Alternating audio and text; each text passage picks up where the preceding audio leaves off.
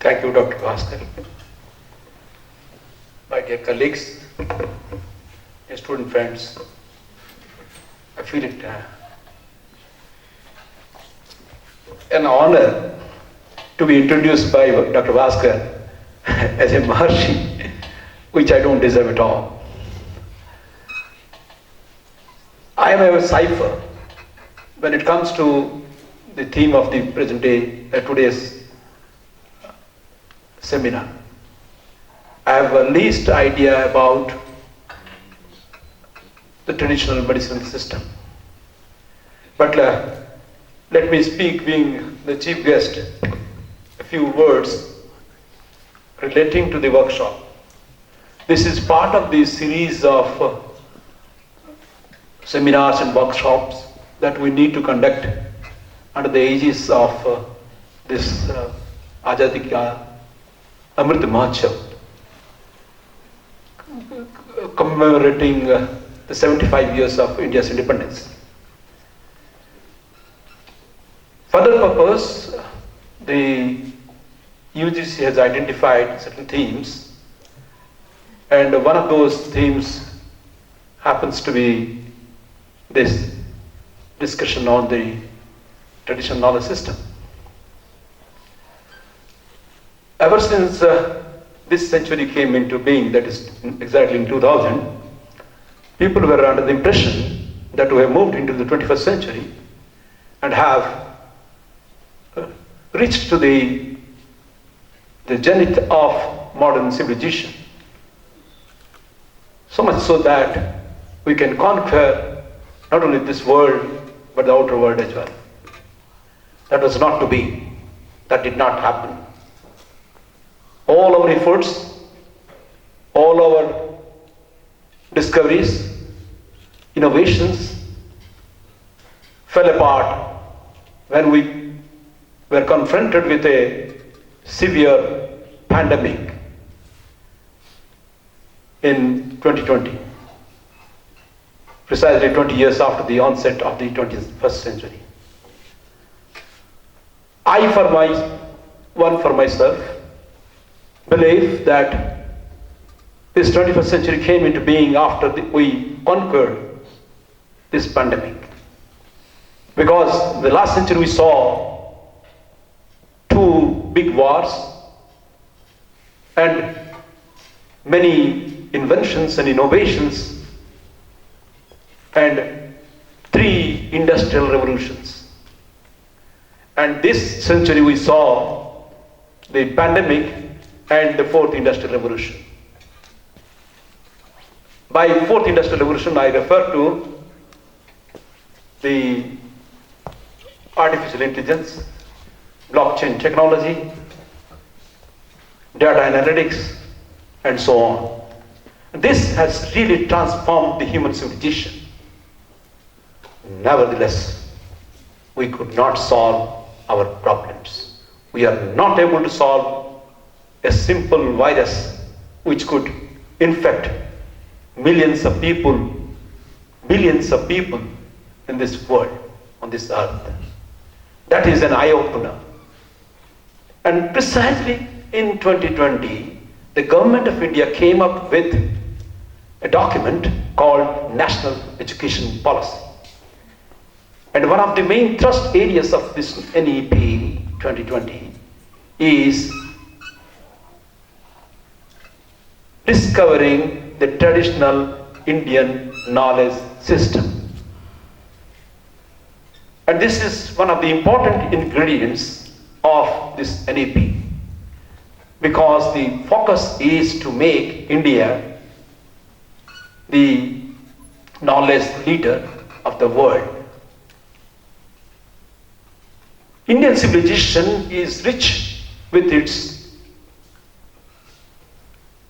tradition, culture, and knowledge, which is embodied in knowledge.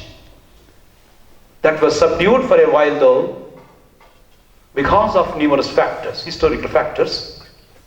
It is now time for us to accept ourselves and locate ourselves in the globe as one of the preeminent civilizations to guide in this century, even the next century. For that purpose, we have to look, relook, discover ourselves in the knowledge that we, as a civilization, have pursued for the sustenance of this civilization, for the enrichment of this civilization, which could influence the entire world. I think this is the second or third occasion I have been speaking about this theme in Nagaland University, that this is the only civilization in the world which has lived, which could sustain, whereas all other civilizations have crumbled and disappeared. You speak about the Sumerian civilization, you speak about the Greek civilization, you speak about the Nile civilization on the river of the Nile, the Tigris, the Euphrates civilization. All the civilizations have disappeared.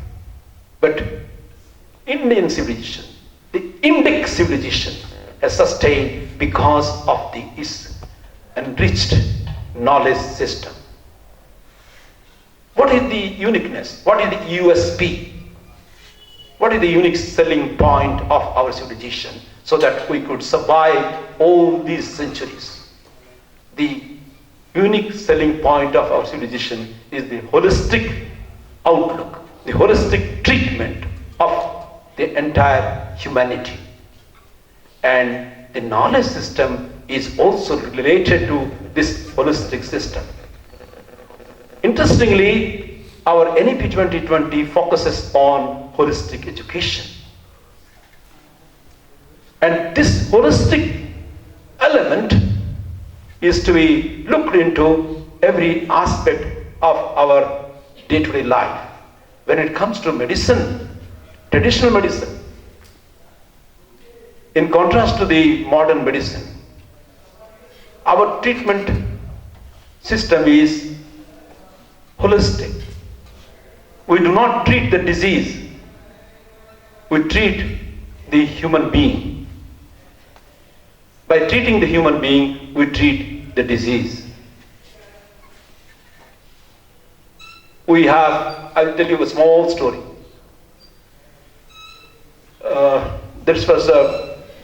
My father used to tell this story.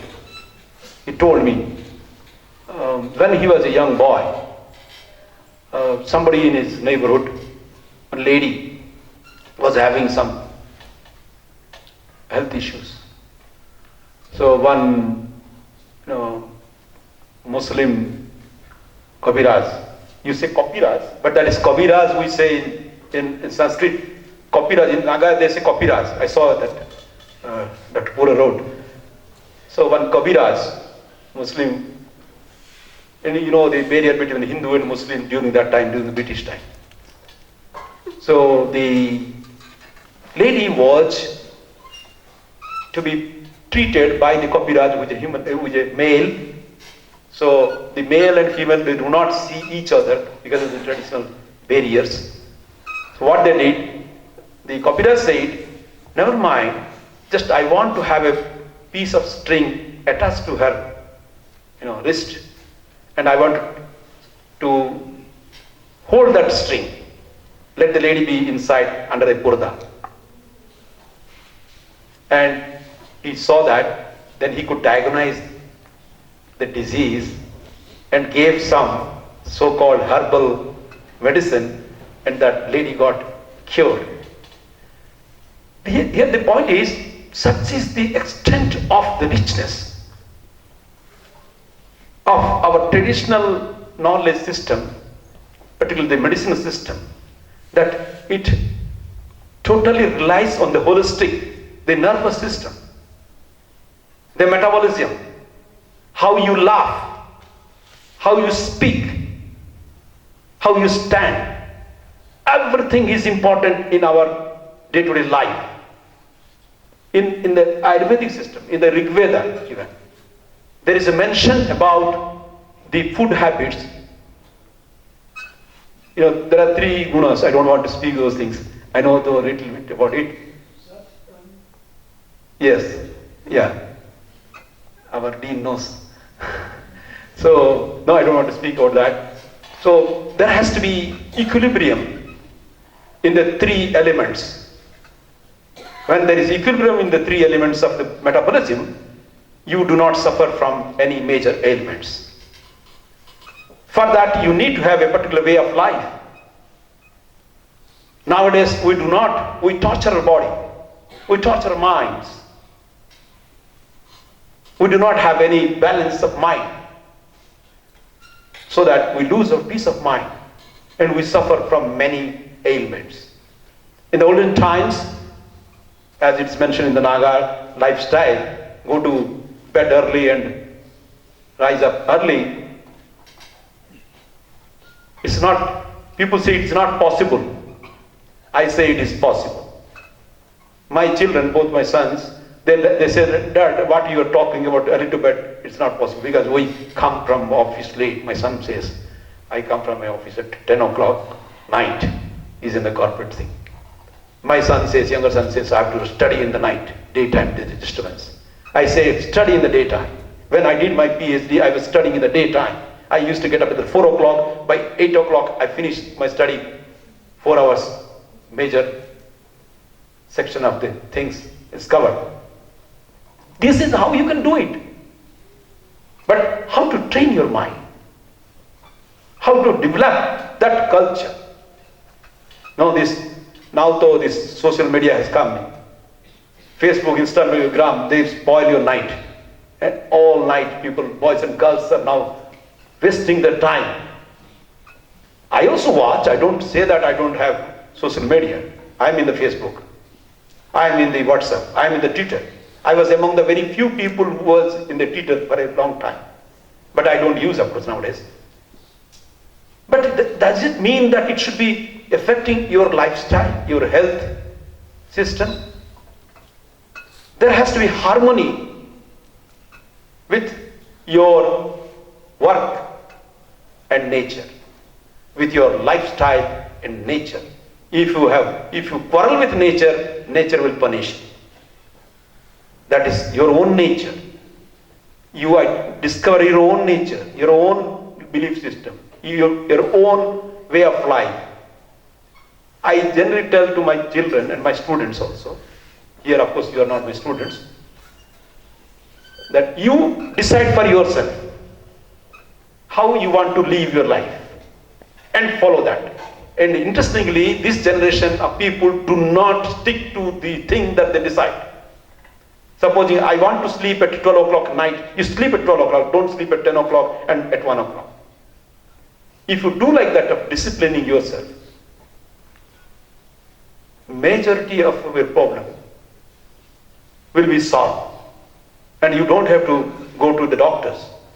Okay, I'm straying away from the main thing. I don't want to bore you. Actually, I'm a habitual speaker, So, another important point that I would like to bring in here is, I would urge upon the botany department to offer a diploma course on ethnomedicine in collaboration with this School of Horticulture.